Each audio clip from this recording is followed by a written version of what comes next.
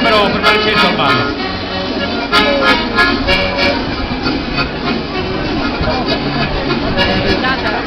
Ma poi guarda,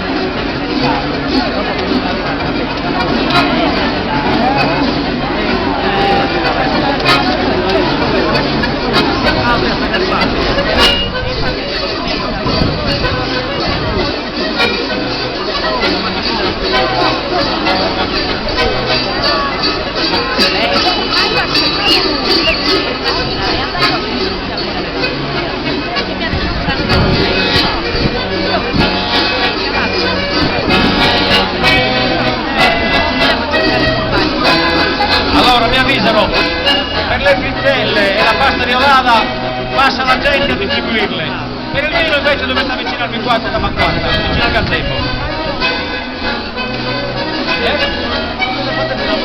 E per comprarle al Danilo.